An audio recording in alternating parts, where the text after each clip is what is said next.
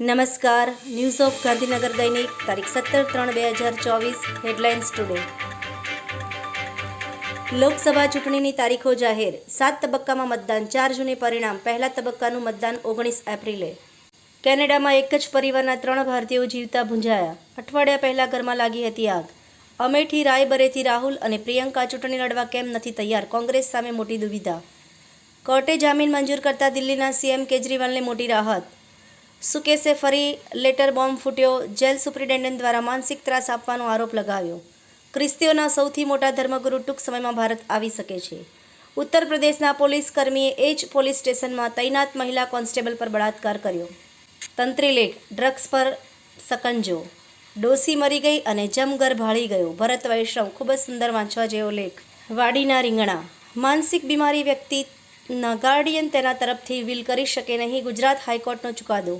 Vadodara express highway પરથી દારૂના જથ્થા સાથે ₹40 લાખથી વધુનો મુદ્દામાલ કબજે.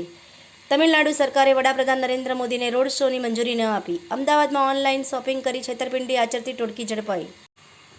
એનોજી સાહિત્ય સરિતા ગ્રુપ. વિષય પશુ પક્ષી પ્રાણી સાથે માનવજાતનો સંબંધ. ખૂબ જ સુંદર વાંચવા જેવી સાહિત્ય સર્જકોની રચના.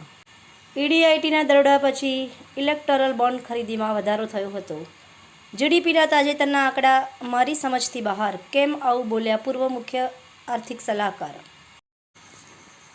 ડાંગ જિલ્લા પંચાયત હસ્તકના કુલ ₹1288.12 લાખના 12 વિકાસ કાર્યોનું કરાયું ખાતમુહૂર્ત. 26 વલસાડ એસટી સંસદીય મતક્ષેત્ર હેઠળના 173 ડાંગ વિધાનસભા મત વિસ્તારની ચૂંટણીલક્ષી વિગતો આપતા જિલ્લા ચૂંટણી અધિકારીશ્રી. લોકસભા સામાન્ય ચૂંટણી 2024. લોકસભાની ચૂંટણીને અનુલક્ષી પાલનપુર ખાતે પ્રિન્ટિંગ પ્રેસના માલિકો સાથે બેઠક યોજાઈ.